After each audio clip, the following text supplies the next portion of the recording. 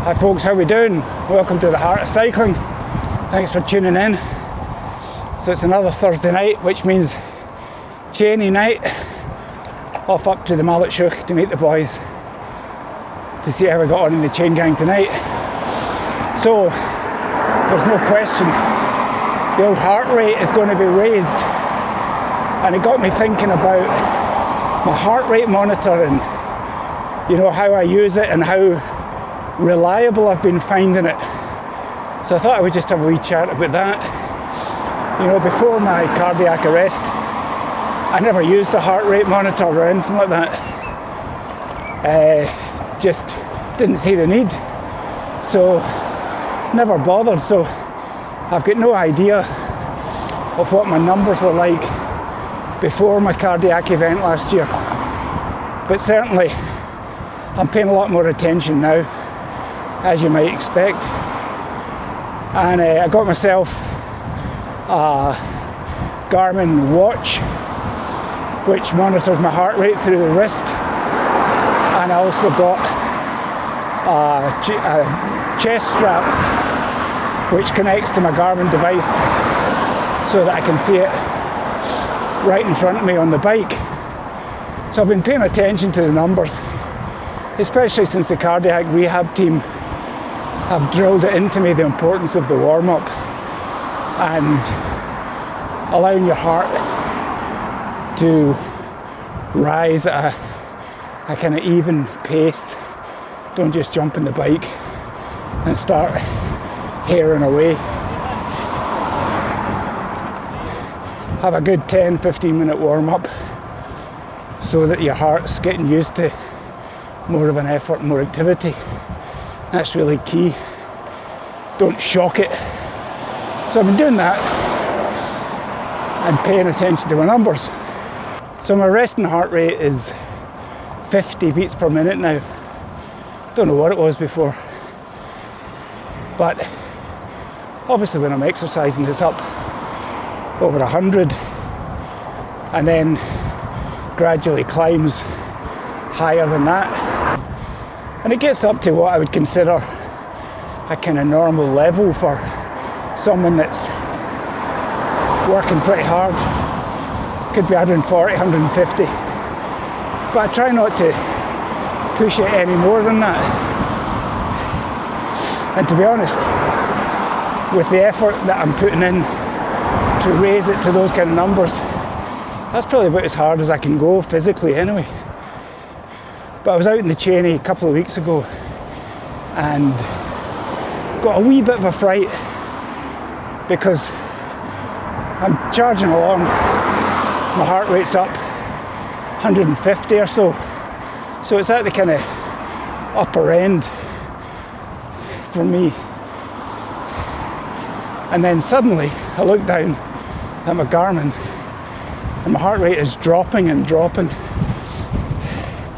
And I'm looking at the numbers and it's actually gone down to, I think it was like 32 was the lowest number. This is while I'm cycling really hard, And I was thinking, what on earth is going on here? But the one thing the cardiac team drummed into me was that yes, you can use whatever technology is available, but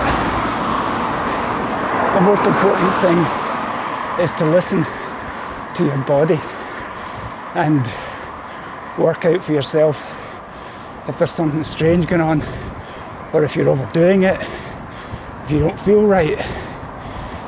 And when my heart rate showed that it had dropped to 32, low 30s, I didn't feel any difference in my body.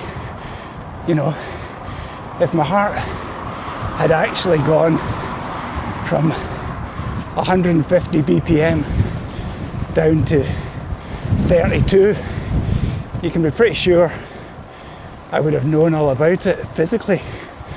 So I wasn't that worried, but at the same time, you can't help but be a wee bit concerned with what the technology is telling you. So I actually emailed my cardiologist just for peace of mind, and asked if I should be worried about these kind of readings. And she was kind enough to actually look up the readings from my pacemaker defibrillator device. And this is crazy technology, because this device that's implanted in my chest basically gives constant readings about what my heart is doing. And when I go in to get a checkup, they can actually pour over the data and say, what are you doing on a Thursday evening? And I can say, oh, that's when I go and ride the chaingang. And they say, oh, okay. And that makes sense when they see the spike in the heart rate.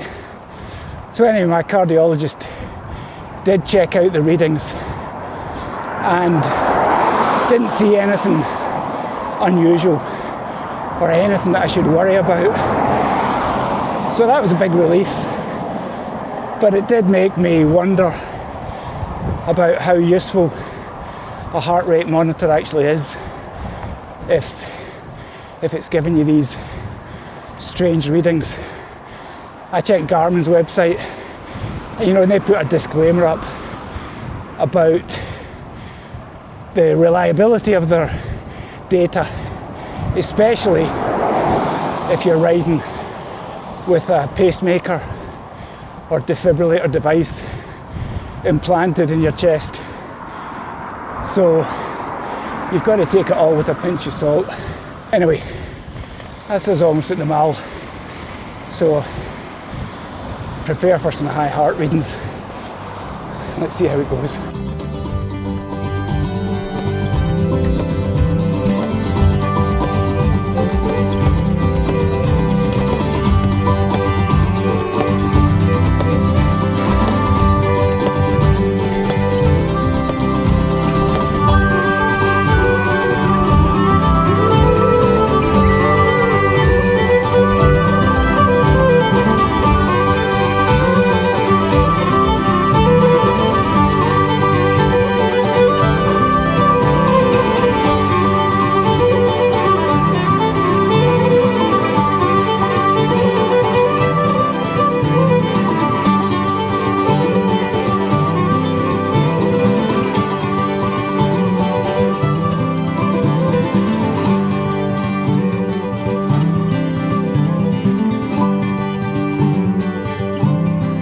Okay, we're almost home. Just stopped at a red light.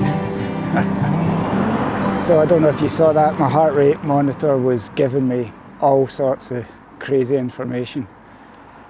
But I didn't need any technology or devices to let me know that that was hard, too hard. How you doing? Yeah, I didn't stay with a bunch all the way around. Too fast for me. On the way out, we're riding hard, and my heart rate monitor again was down into like 30 something, which is just crazy because there's absolutely no way that that's what my heart's doing. Like I said, resting heart rate is like 50, so that doesn't make any sense that I'm looking at my Garmin and that's what it's telling me. But then it went back up on the Garmin. Then when I was pushing hard to stay with a bunch, it was up over 160. So, that's telling me my heart rate's as high as it should really be going. And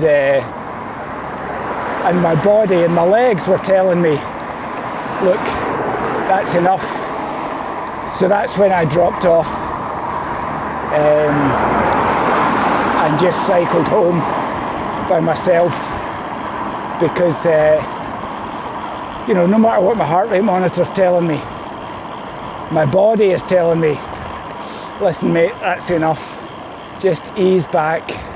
So that's what I did, being sensible and remembering the wise words of my cardiac rehab physio team, listen to your body. So I think that's it. Technology can be brilliant. It can give you some information, some knowledge and everything else. but ultimately listen to your body.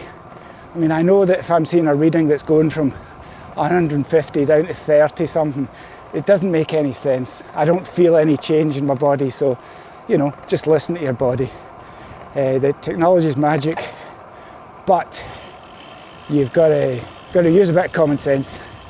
I've not always had the best relationship with common sense, but at this point in my life, I'm trying to be a bit more sensible while still having fun. The chaining's good fun, but yeah, I definitely need to listen to the legs, listen to the body, listen to the heart, and by all means use a heart rate monitor, but don't rely on it, and don't get too freaked out if the numbers don't make sense. So that's us for this week's Heart of Cycling. Thanks for tuning in, and we'll be back for more next week. Cheers, folks.